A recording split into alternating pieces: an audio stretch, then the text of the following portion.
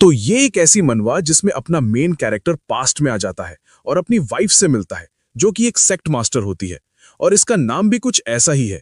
मैंने भी ये मनवा ज्यादा पढ़ा नहीं है, तो चलो स्टार्ट करते हैं। तो मनवा की स्टार्टिंग में हमें एक तबाही का मंजर दिखाया जाता है, जहां कुछ वुल्फ मॉन्स्टर्स एक मोहतरमा पर हमला कर रहे थे, पर वो औरत एक ही अटैक में उन्हें मार देती है। तो ये देख के एक बंदा हैरान हो जाता है और पूछता है कि आप कौन हैं? पर वो बोलती है कि मुझे नहीं लगा था कि एक छोटे से विलेज पर ये वुल्फ मॉन्स्टर हमला कर सकते हैं, बेचारे मॉर्टल्स। तभी उसकी नजर एक बंदे पर जाती है जो कि उसे देख के हैरान था, और हाँ, ये दूसरा बंदा है और यही है मेन कैरेक्टर। तो फिर वो बोलता है कि मैं मरा नहीं, मैं कहाँ हूं? फिर वो उस औरत को देख के कहता है कि हान यान, तुम यहाँ क्या कर रही हो? क्या तुम मुझे बचाने आई हो? तो वो औरत बोलती है कि तुम्हें मेरा नाम कैसे पता है और मेरा हाथ छोड़ो। तो मेन कैरेक्टर उसे गले लगा लेता है और कहता है कि हान यान, ये सब मेरी गलती थी, पर कोई नहीं, अब हम फिर से एक साथ रहेंगे। तो वो लड़की, औरत नहीं क्योंकि अभी तक उसकी शादी नहीं हुई है, तो लड़की उसे अपने पावर से झटक देती है। तो अपना मेन कैरेक्टर एक दीवार से जाके टकराता है और कहता है कि तुम क्या कर रही हो? तुम तो अपने हस्बैंड को ही मारने वाली हो। तो वो लड़की, अब लड़की नहीं वाइफू, तो अपनी वाइफू के बारे में बताया जाता है कि ये एक आई कैचिंग फीमेल कल्टीवेटर है जो कि बहुत सुंदर है, इसलिए बहुत से मेल कल्टीवेटर्स अपनी वाइफू को देखते ही इसके प्यार में पड़ जाते हैं। पर कुछ सालों से कोई इसका रियल नेम तक नहीं जानता है। पर आज फिर वाइफू कहती है कि तुम्हें मेरा नाम कैसे पता है? तो अपना मेन कैरेक्टर कहता है कि मुझे पता है कि तुम यकीन नहीं करोगी, पर मैं फ्यूचर से आया हूं और मैं तुम्हारा हस्बैंड हूं।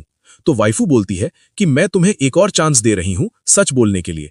तो एमसी सोचता है कि ये हमेशा ऐसा ही करती है जब गुस्से में होती है। फिर एमसी वाइफू को यकीन दिलाने के लिए उसके बारे में हर एक चीज बताने लगता है, जैसे फेवरेट फ्रूट बनाना, स्नेक का बचपन में काटना। तो वाइफू उसे गले से पकड़ लेती है और बोलती है कि तुमने मेरे बारे में बहुत अच्छे से इन्वेस्टिगेट किया है, जरूर तुम किसी डिमोनिक सेक्ट के स्पाई हो, तुम्हें किसने भेजा है? तो एमसी कहता है कि मैं सच बोल रहा हूं, तुम्हारे पास कंजेनिटल कोल्ड आइस वेन है और तुम आइस हार्ट टेक्निक प्रैक्टिस करती हो, ना कि 9 स्क्रोल्स। तो वाइफू सोचती है कि मेरी कल्टीवेशन टेक्निक सिर्फ मुझे और मेरे मास्टर को पता है, इसको कैसे पता चला? तो वाइफू को अभी भी यकीन नहीं होता, तो वो एमसी को मार के उसका माइंड चेक करने जाती है। तो एमसी डरने लगता है और यहां सीन कट हो जाता है। फिर हमें 2 डिसिपल्स बात करते हुए दिखते हैं, जो कि एमसी और वाइफू के बारे में ही बात कर रहे होते हैं। फिर हमें एमसी और उसके वाइफू को दिखाया जाता है, जहां वाइफू कहती है कि तो ये है वो इम्प्रूव टेक्निक जिसके बारे में तुम बात कर रहे थे। तो एमसी कहता है कि हाँ, हमने इस पर 3 साल लगाए थे। तो वाइफू कहती है कि इस टेक्निक को कोई आम इंसान प्रैक्टिस नहीं कर सकता। तो एमसी कहता है कि हाँ, तुम सही कह रही हो, पर यह टेक्निक तुम्हारे लिए स्पेशली बनाया गया है जिससे तुम्हें डुअल कल्टीवेशन ना करना पड़े और जिससे तुम्हारी कल्टीवेशन खराब नहीं होगी और हम अच्छे से एक हस्बैंड और वाइफ की तरह रह पाएंगे। तो वाइफू बोलती है कि तुम वाइफ किसे बोल रहे हो? भले ही तुम फ्यूचर से आए हो, क्या पता मैं वो हूं या नहीं। फिर अपना मुंह फुला लेती है और कहती है कि हो सकता है कि मैं ही होंगी किसी दूसरे वर्ल्ड से। तो एमसी सोचता है कि तुमने तो पैरेलल वर्ल्ड की थ्योरी लगा दी, तुम्हारे पास तो बड़ा दिमाग है। फिर एमसी वाइफू को चिढ़ाते हुए कहता है कि हो सकता है कि तुम मेरी वाइफ नहीं हो, पर मैंने ये टेक्निक अपने वाइफ के लिए ही तैयार किया है, तो मैं इसे किसी और को नहीं दे सकता। तो वाइफू कुछ बोलने जा रही होती है, तो एमसी कहता है कि क्या तुम मुझसे ये टेक्निक फोर्सफुली छीनना चाहती हो? तो वाइफू बोलती है कि मुझे इसकी जरूरत नहीं है और वहां से जाने लगती है। तो एमसी कहता है कि मैं मजाक कर रहा था, ऐसा नहीं है कि मैं तुम्हें ये नहीं दे सकता, मैं दूंगा, पर इसके लिए तुम्हें मुझे अपना डायरेक्ट डिसाइपल बनाना होगा। तो वाइफू कहती है कि ये नहीं हो सकता, हमारे कोर्ट में सारी डिसाइपल्स विमेन्स है। तो एमसी बोलता है कि अगर ऐसा है तो भूल जाओ इस टेक्निक को और अब मैं आपको और परेशान नहीं करूंगा, और वहां से जाने लगता है। तो वाइफू बोलती है कि रुक जाओ। तो ये सुन के अपना एमसी एक वियर्ड स्माइल देता है। तो वाइफू कहती है कि ठीक है, पर अगर तुमने कुछ भी उल्टी सीधी हरकत की तो मैं तुम्हें माफ नहीं करूंगी, और ऊपर से तुम किसी को हमारे रिलेशन के बारे में नहीं बता सकते। तो एमसी कहता है कि ठीक है, तो मैं टेक्निक लिख देता हूं। फिर हमें कुछ लोगों को दिखाया जाता है जो कि सेक्ट में एडमिशन लेने आए होते हैं। तो वाइफू उन्हें बोलती है कि ये हमारा वेंटियान सेक्ट है और आज तुम्हारा स्पिरिचुअल रूट का टेस्ट लिया जाएगा और जो सिलेक्ट होंगे वो हमारा सेक्ट ज्वाइन करेंगे।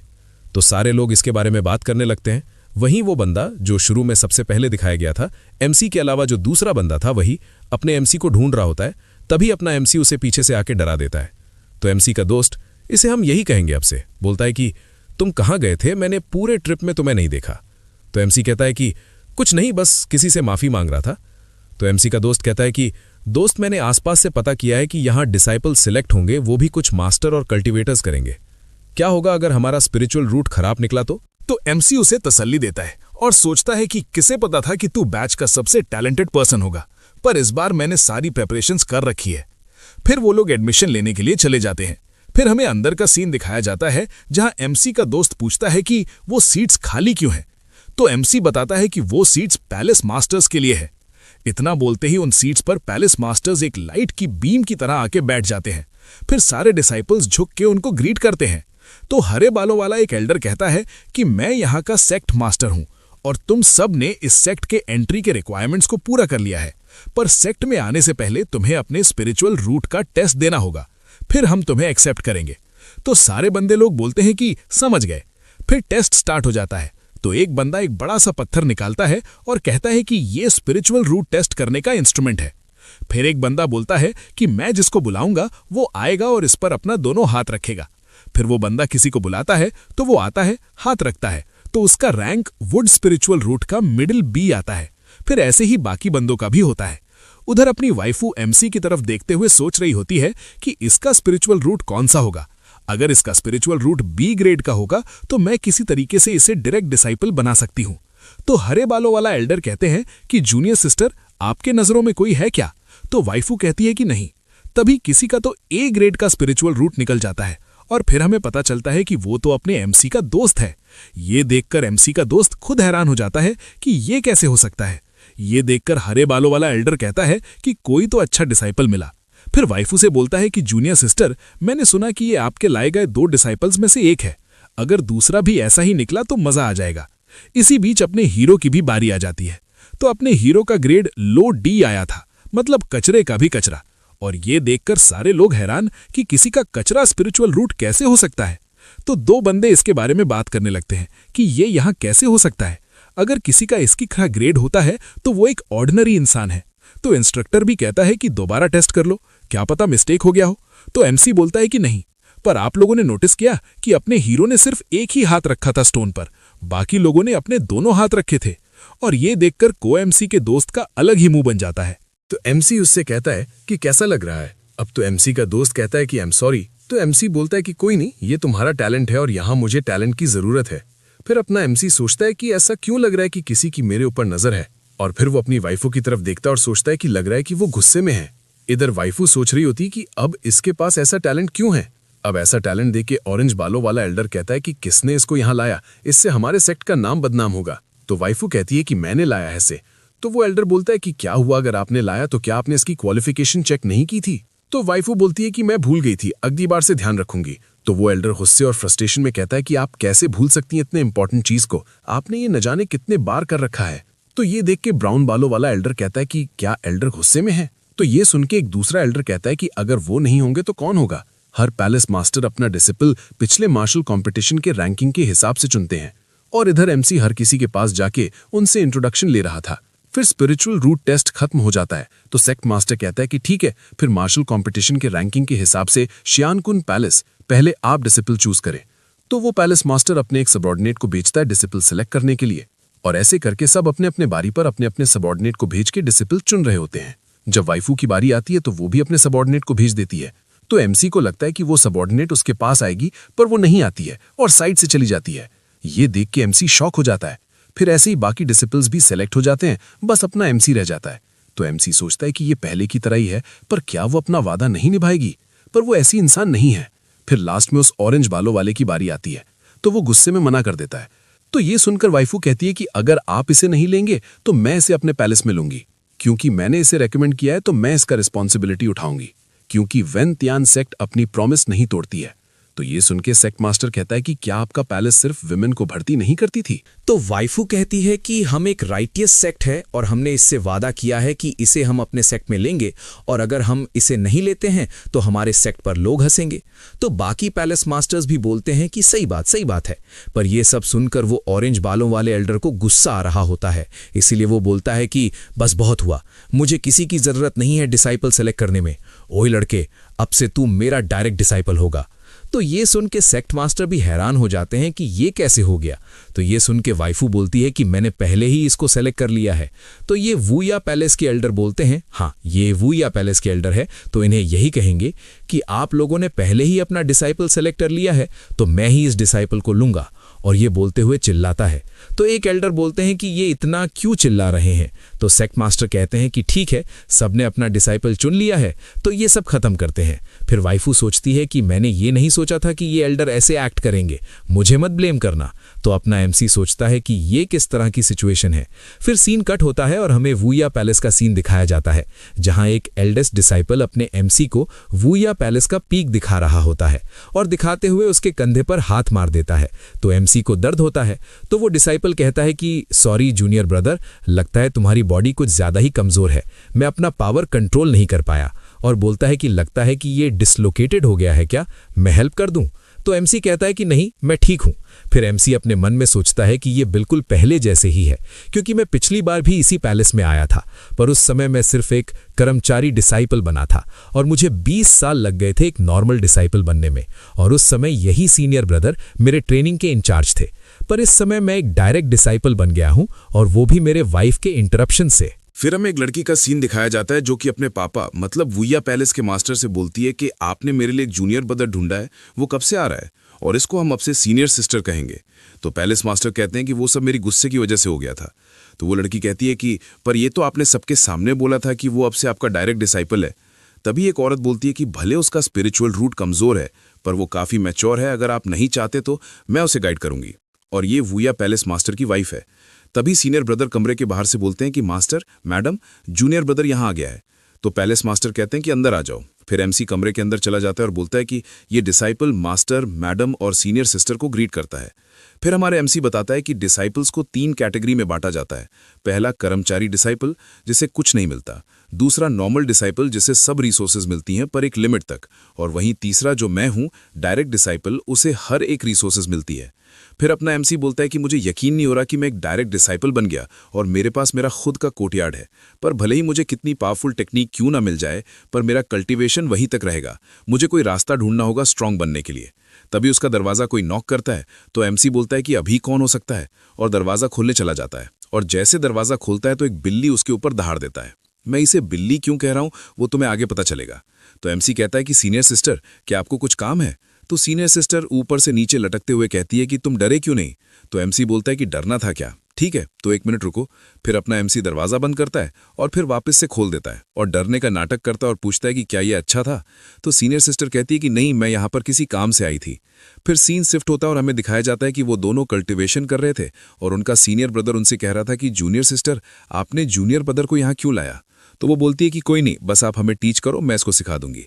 तो एमसी भी बोलता है कि हाँ सीनियर ब्रदर। वही सीनियर सिस्टर सोच रही होती है कि चलो कोई तो आया जिसके साथ मैं अपना पेन शेयर कर सकूं।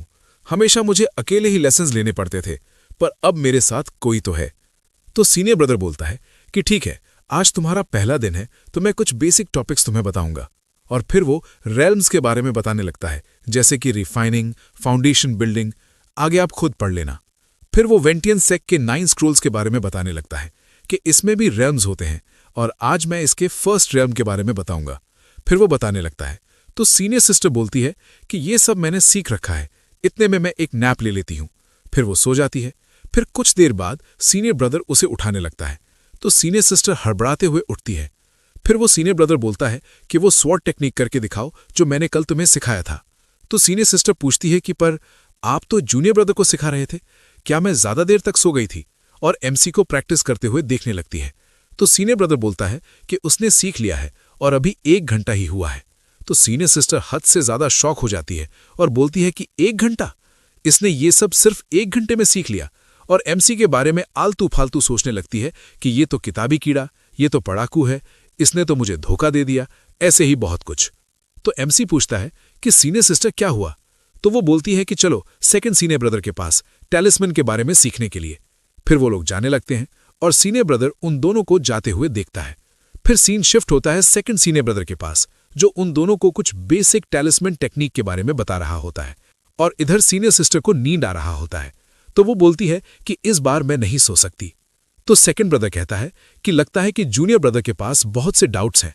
और सीनियर सिस्टर भी सोचती है कि ये नॉर्मल कि इसके पास इन सब का नॉलेज नहीं है, और बोलती है कि अगर तुम्हारे पास कोई डाउट है। तभी एमसी बोलता है कि हाँ, मेरे पास कुछ डाउट्स हैं जिसको मैं आपके साथ डिस्कस करना चाहूंगा। तो एमसी फॉर्मेशन के बारे में कुछ तो बताता है, जिसे सुनकर सेकंड ब्रदर हंसने लगते हैं और कहते हैं कि लगता है कि जूनियर ब्रदर को थोड़ी बहुत फॉर्मेशन के बारे में नॉलेज है। फिर वो सीनियर सिस्टर से कहता है कि अगर तुम्हें कोई भी दिक्कत हो फॉर्मेशन के मामले में तो अपने जूनियर ब्रदर से पूछ लेना, और एमसी को लेके जाने लगता है। तो ये सुनकर सीनियर सिस्टर हैरान हो जाती है। फिर कुछ देर के बाद का सीन दिखाया जाता है जहां सीनियर सिस्टर पूछती है कि तुम कैसे उस बूढ़े आदमी की बातों को समझ पाए। तो एमसी बोलता है कि मैं कुछ चीजों को समझ नहीं पाया था, इसलिए मैंने उनसे पूछ लिया, और मन में सोचता है कि इन चीजों से मैं एडवांस कर सकता हूं। अगर मुझे बेसिक नॉलेज ही नहीं होगी तो मैं कैसे एडवांस करूंगा। और इधर सीनियर सिस्टर सोचती है कि इसने तो मेरी सारी स्पॉटलाइट ही चुरा ली, लगता है मुझे वो करना ही पड़ेगा। और ये सोचकर एमसी से बोलती है कि चलो दूसरे क्लास में। फिर वो कहीं पर जाते हैं और सीनियर सिस्टर कहती है कि ये 4th सीनियर सिस्टर का कॉम्बैट क्लास है। तो एमसी बोलता है कि कॉम्बैट क्लास? तो सीनियर सिस्टर बोलती है कि सीनियर सिस्टर बहुत दयालु और अच्छी है, और फिर सोचती है कि अब मैं अपनी डिग्निटी वापस लूंगी, आखिरकार ये कॉम्बैट क्लास है। तो 4th सिस्टर कहती है कि मैं अभी बिजी, कभी और। तो एमसी बोलता है कि ठीक है, हम सिस्टर को डिस्टर्ब नहीं करेंगे, और अंदर ही अंदर सोच रहा होता है कि मैं पागल हूं क्या जो इस नेसेंट स्टेज के कल्टीवेटर के साथ लड़ूंगा, जो कि अभी की रिफाइनिंग के फर्स्ट स्टेज तक भी नहीं पहुंचा। और फिर वहां से जाने लगता है। तो सीनियर सिस्टर कहती है कि रुको जूनियर ब्रदर, और ये कहते हुए उसकी तरफ दौड़ने लगती है। तो उसका पैर फंस जाता है और वो एमसी के ऊपर ही गिर जाती है, और वो दोनों किसी चीज को तोड़ते हुए दूसरी तरफ गिर जाते हैं। तो सीनियर सिस्टर पूछती है कि क्या वो ठीक है। तो एमसी कहता है कि वो ठीक है। तो पीछे से 4th सिस्टर गुस्से में आती है और बोलती है कि तुम दोनों को कॉम्बैट क्लास लेना था ना। तो ये देख के दोनों डर जाते हैं और बोलते हैं कि नहीं नहीं, अभी नहीं। तो 4th सिस्टर एक मुक्के से दरवाजा तोड़ देती है और कहती है कि कोई बात नहीं, मैं कोई डीमन नहीं हूं। फिर सीन शिफ्ट होता है और हमें अपनी वाइफू को दिखाया जाता है जो कि नहा रही होती है। तो कोई बोलता है कि पैलेस मास्टर, इसके बाद आपके एक इमॉर्टल के साथ मीटिंग है। तो वाइफू बोलती है कि अभी नहीं, अभी मुझे कुछ और काम है, और सोचती है कि कैसे एमसी वुया पैलेस में चला गया। फिर कमरे के बाहर 2 मेड आपस में बात कर रही होती हैं कि वाइफू अभी भी गुस्से में ही है, अभी हमें उनके कमरे में नहीं जाना चाहिए। तभी अचानक से उनको एक आवाज सुनाई देती है जो कि वुया पैलेस से आई होती है। वहीं वाइफू सोच रही होती है कि वो अभी सिर्फ की रिफाइनिंग स्टेज पर ही है। तो वाइफू बोलती है कि मैंने इसके बाद में एक एलिक्सर भी मिला दिया, फिर भी ये सिर्फ की रिफाइनिंग स्टेज तक ही जा पाया। अगर कोई और होता तो वो फाउंडेशन बिल्डिंग स्टेज तक चला गया होता। और सोचती है कि मैं इसकी मदद क्यों कर रही हूँ, हम तो एक दूसरे को जानते तक नहीं। फिर सोचती है कि नहीं, मैं बस इसे रीपे कर रही हूं मेरी मदद के लिए। फिर अगले दिन का सीन दिखाया जाता है जहां पैलेस मास्टर बोलते हैं कि क्या तुम एक ही रात में की रिफाइनिंग स्टेज तक चले गए? अगर ये किसी हर्ब का भी इफेक्ट होता तो इतना अच्छा नहीं होता। वहीं पैलेस मास्टर की वाइफ बोलती है कि ये अच्छा है, पर कभी अपने ऊपर घमंड को हावी नहीं होने देना। तो एमसी बोलता है कि ठीक है। तो सीनियर ब्रदर बोलता है कि मैंने सुना कि तुमने ब्रेक थ्रू कर लिया है, वो भी की रिफाइनिंग के फर्स्ट स्टेज तक। तो एमसी कहता है कि मैं बस लकी था। तो सीनियर ब्रदर कहता है कि लक भी स्ट्रेंथ होता है और तुम्हारा टैलेंट उतना खराब भी नहीं है, और ये कहते हुए उसको पकड़ के हिलाने लगता है। तो एमसी बोलता है कि आप तो मुझे मार ही डालोगे ऐसे तो सीनियर ब्रदर बोलता है कि सॉरी, मैं अपना पावर फिर से कंट्रोल नहीं कर पाया। तो एमसी बोलता है कि ठीक है, और सोचता है कि ये जो कल्टीवेशन मेथड है वो मेरी 2 टीचिंग से मिलकर बना है, पर अभी मेरी कल्टीवेशन कैसे बढ़ गई है? क्या मेरी वाइफ ने उसमें कुछ मिलाया था या मेरी कल्टीवेशन अच्छी हो गई है? फिर 2 साल बाद का सीन दिखाया जाता है जहां कोई बोलता है कि सीनियर सिस्टर ने की रिफाइनिंग के 7th स्टेज तक ब्रेक थ्रू कर लिया है। तो पैलेस मास्टर और उसकी वाइफ दोनों बात कर रहे होते हैं कि कैसे उनकी बेटी का जो टैलेंट है वो बहुत ही ज्यादा है, पर हम उसका कल्टीवेशन सप्रेस करके रखते हैं ताकि उसकी फाउंडेशन मजबूत कर सके, ताकि उसे रियल्म्स से ब्रेक थ्रू करने में आसानी हो। तो उनकी वाइफ बोलती है कि पर इसके मुकाबले दूसरे बंदे का टैलेंट तो और भी बेकार है। फिर सीनियर सिस्टर का सीन दिखाया जाता है जो कि कहती है कि सीनियर ब्रदर तुम कहाँ हो, मैंने ब्रेक थ्रू कर लिया। तो एमसी उसे ग्रीट करता है। तो सीनियर सिस्टर पूछती है कि तुम अभी भी की रिफाइनिंग के 4th स्टेज पर ही क्यों हो? तो एमसी बोलता है कि उसकी टैलेंट खराब है इसलिए। फिर सीन शिफ्ट होता है पैलेस मास्टर की तरफ, जो कि अपनी वाइफ से गुस्से में बोल रहे होते हैं कि पूरे 2 साल मैंने इस पर इतने सारे ट्रेजर्स खर्च किए, पर ये अभी भी 4th स्टेज पर ही है। इससे ज्यादा तेज तो एक सुअर की कल्टीवेशन होती अगर उसको इतने रिसोर्सेज मिलते तो उनकी वाइफ उन्हें शांत कराने लगती है। तो वे बोलते हैं कि मैं यहां से जा रहा हूं, अगर मैंने इसका शकल देखा तो मैं इसे यहीं मारूंगा। तो उनकी वाइफ बोलती है कि दोनों साथ चलते हैं। तो एमसी सीनियर सिस्टर से पूछता है कि मास्टर यहां से क्यों गए? तो वो बोलती है कि कौन जाने, चलो खेलने चलते हैं। तो एमसी बोलता है कि उसे कल्टीवेशन करना है, पर सीनियर सिस्टर उसे अपने स्पिरिचुअल रूप से पकड़ लेती है और उड़ते हुए कहती है कि कौन सा तो कुछ उखाड़ लेगा इतनी कल्टीवेशन करके, चुपचाप मेरे साथ चल। तो एमसी बोलता है कि ठीक है, मैं चलता हूं, और सोचता है कि मुझे नहीं लगा था कि 2 टीचिंग्स को मिला के कल्टीवेट करने से मेरी कल्टीवेशन इतनी स्लो हो जाएगी। उस रात मेरी वाइफ ने मुझे क्या दिया था जिससे मैंने एक ही रात में ब्रेक थ्रू कर लिया था? तो सीनियर सिस्टर बोलती है कि मैं अब और तेज होने वाली हूं और स्पीड बढ़ा देती है। तो एमसी बोलता है कि थोड़ा धीरे चलो। तो सीनियर सिस्टर कहती है कि डरने की कोई बात नहीं। फिर वो कुछ देखती है और नीचे आ जाती है तो उन्हें एक बड़ा बीस्ट दिखता है। तो एमसी कहता है इसको तो किसी ने सिर्फ एक ही अटैक में खत्म कर दिया है। तो सीनियर सिस्टर बोलती है कि इस बीस्ट को वुया पैलेस पाल रहा था, किसकी इतनी हिम्मत। तभी वो अपने बिल्ली को चेक करने के लिए भेजती है। तो एमसी कहता है कि ये बीस्ट लगभग ची रिफाइनिंग के 5th स्टेज जितना ताकतवर था, लगता है कि ये किसी पावरफुल का काम है। तो सीनियर सिस्टर कहती है कि तुम्हें चिंता करने की कोई जरूरत नहीं है, जब हम माउंटेन्स पर थे तो मेरे पेरेंट्स ने यहाँ के सारे पावरफुल बीस्ट को मार दिया था। तभी वो बिल्ली ट्रांसफॉर्म हो जाती है। तो वो पूछती है कि क्या कोई दिक्कत है। तभी वो देखते हैं कि वहां तो और भी बहुत से बीस्ट मरे पड़े थे और ये देख के सीनियर सिस्टर बहुत हैरान हो जाती है। तभी एक स्नेक बीस्ट उनके ऊपर हमला कर देता है। तो एमसी उसको बचा लेता है और पूछता है कि क्या आप ठीक है। तभी वो बिल्ली एक ही अटैक में कई पेड़ों को तोड़ते हुए कहीं दूर जाके गिरती है। तो सीनियर सिस्टर बहुत डर जाती है अपनी बिल्ली को देख के। तो वो अपनी बिल्ली को वापस रख लेती है। तभी एमसी बोलता है कि ऊपर देखो। तो ऊपर से वो स्नेक उनके ऊपर अपने स्पिरिचुअल पावर से हमला करता है। तो सीनियर सिस्टर अपने स्पिरिचुअल पावर से कुछ तलवार बनाती है और उस स्नेक के ऊपर हमला कर देती है और वहां से दोनों उस मौके का फायदा उठा के भाग जाते हैं। तभी सीनियर सिस्टर कहती है कि जूनियर ब्रदर मैं अपने लिमिट पर, और सो जाती है। तो एमसी बोलता है कि आप अभी सो नहीं सकती। तभी वो स्नेक उनके ऊपर हमला कर देता है। तो एमसी बोलता है कि यही सही मौका है। तो सीनियर सिस्टर उसके ऊपर हमला कर देती है और कहती है कि हम बस तेरे पास आने का इंतजार कर रहे थे। फिर उस स्नेक को ये लोग कैप्चर कर लेते हैं।